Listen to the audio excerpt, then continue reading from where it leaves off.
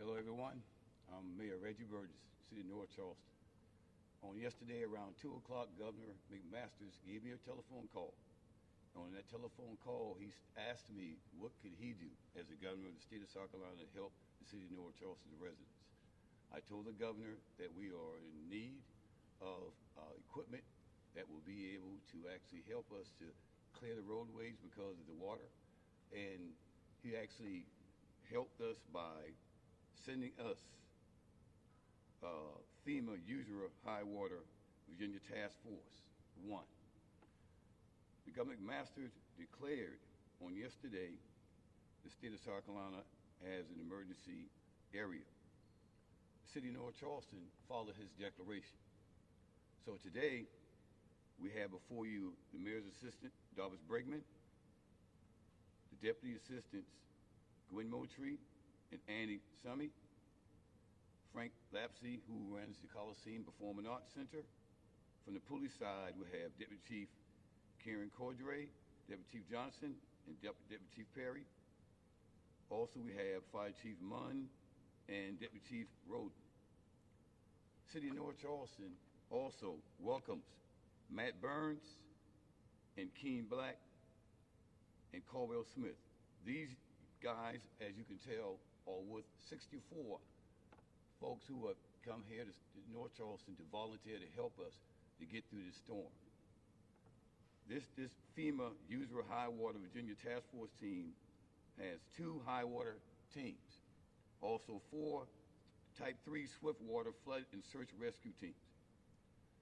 We are very, very excited and most importantly blessed that these teams came here. You have people from Virginia, from Texas, from Maryland, from Georgia, from all over this nation. They came here to help the city of North Charleston to stay the city that we believe it is, the great city in this state. We appreciate what they're doing, and we're going to help them to help us. The city of North Charleston, we've actually filled and hand out over 15,000 sandbags. We've actually distributed and we gave all those bags that we had to our citizens. We also have several other bags that we're going to actually be mobile. When you call a number which is 843-740-5883 or 843-740-5887, that's the MEOC number. For those who do not have sandbags, the remaining sandbags, we will bring them to your residence as long as we have them. Understand what I'm saying? We'll bring them to you as long as we have them. Also, our Public Works Department proactively, months ago, looked at the areas that are historically prone to flooding. We didn't start yesterday or the day before. We've been working on those areas to keep those areas clear. The areas that we normally see, the top 4 are Joppa Avenue, which is between Meeting Street and Spru on the Union Heights section. The second is Connor and Burton Lane, which is located near Military Manic by the fire station. Pepper Hill, which is off of Peppercorn. It floods really bad back there to a point where we had to take boats years ago and get citizens out of there, and high water vehicles as well. Otranto Rivers, that is a main vein for travel coming out of Goose Creek, Somerville, to North Charleston, or back to the Berkeley County. The building department ordered meadow-style barricades with signage that we placed to deter traffic. Those signs, those barricades, normally if you put plastic barricades out, eventually they'll float away or the wind would knock them down. The metal barricades will last. We only want to stop people from hurting themselves. We don't want you to hurt yourself by running into something that's flooded, therefore causing you to be alarmed, and then you're trying to get out of that water, and then you placing somebody else's life in jeopardy, a passerby to try to help you to get out, and then it may be a tragic situation. So we're trying to prevent that. As I stated before, our MEOC number, I will state it again, is 843-740-5883, 843-740-5887, and our email address is storm storminfo@northcharleston.org. I will say it again, storminfo@northcharleston.org. Now, we actually have 3 shelters that are known in the city of North Charleston at this time. The SPCA off of Remont Road, you can bring your animal over there, but you have to accompany your animal. Also, there's a part in the SPCA that's away from the animals where you could go if you don't have an animal. But there's also another shelter, and that shelter is at Dunston Elementary, located on Remont Road as well.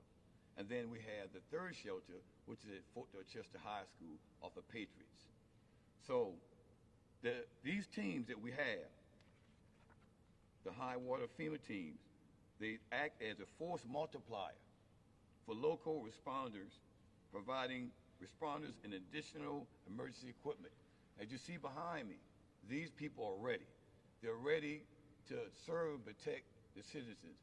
We'll get through this, North Charleston. We will get through it. We have to get through the rain, and we have to get through the thunder and the wind, but we'll get through it together. Any questions? We had heard that one of the shelters had reached capacity, I believe, in Dunston, one you were talking about. Yes, sir. Is that still at capacity? And you said there are 3 shelters now. Was that shelter open after that shelter hit capacity, or are there plans to open any more? Yeah, well, we'll speak with the county on the Dunston, because if it's actually over capacity, then we need the county to help us open another shelter.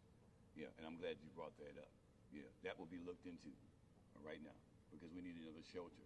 As long as we have the people that have a need, we need to shelter them. Yes, sir. I'd like to bring up Chief Munn, if you don't mind, unless you have a question for me. I was just going to ask you, so these teams and this equipment, this is all kind of on standby for right now in case there's a rescue that is needed? Yes, ma'am. We're going to coordinate with them. We're going to take them out to the areas that are flooded, and there's historical flooding and it's flooding right now. And what we'll do is let them take a look at it, because they're specialized. They know exactly what to do. But what happens is, and I've seen this in the history, is that folks will try to get and go through a flooded area that's normally a road. And once they get in it, it almost covers the car. Well, we need to have these guys who are professionals, specialized, to be able to get to them and rescue them. So we will have them strategically placed, especially in the areas that's flooded and around our areas that are actually lakes and waterways as well. And did they get here today? Yeah. Oh, yes, ma'am. Okay. Yeah, I couldn't wait, and they're here. Okay. Yes, ma'am. They are here. Yes, ma'am. Chief, Fire Chief Munn will talk to you about the fire section. Thank you, Mr. Mayor. As he said, I'm Joe Munn. I'm the fire chief. I just want to take the opportunity to give you an update on the fire department and what we've been doing. Since midnight last night, we have run over 102 calls. We have assisted in the removal of 17 people from 5 homes. We have rescued 2 personnel from vehicles. The flood is still ongoing. As you can see with that number of calls, we are going to need these teams and their skills pretty soon, I'm sure. The water's not going away very fast.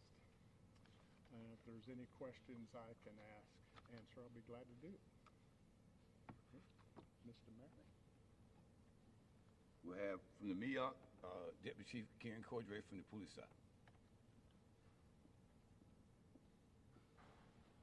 Good afternoon. As far as the police responses, in addition to responding to normal calls for service, we're responding to flooded roadways. We've also assisted the fire department getting people out of the residences that have become flooded.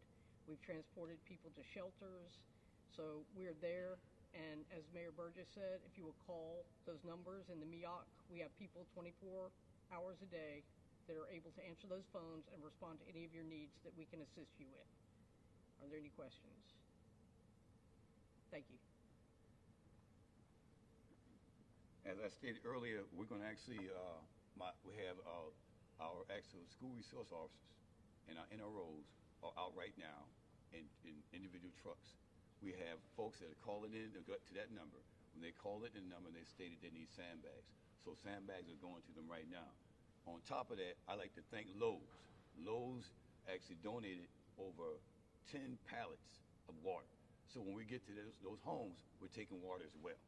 And as long as we have the water, folks calling in, we will make sure we get that water to them. But we're going to give our citizens everything we need, everything they need, so they won't have to worry about going out in the elements.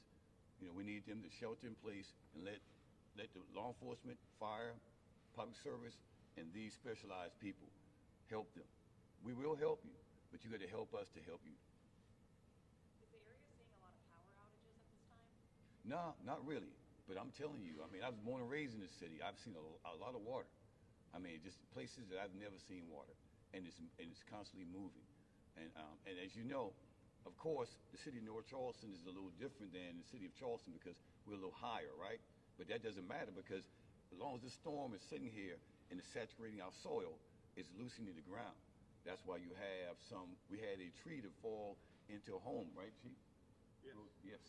We had a tree to fall into a home. And luckily nobody got hurt, but we got the folks out of there. So the softer the ground is going to cause trees to tumble. Also, I talked to Dominion, and the underground power system is a great thing, but it poses a problem against that as well.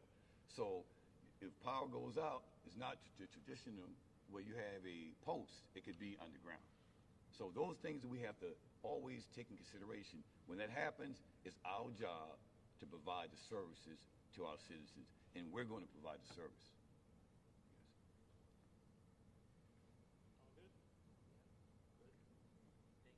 Thank you, and God bless all these men and women. Thank you all. Thank you all so much.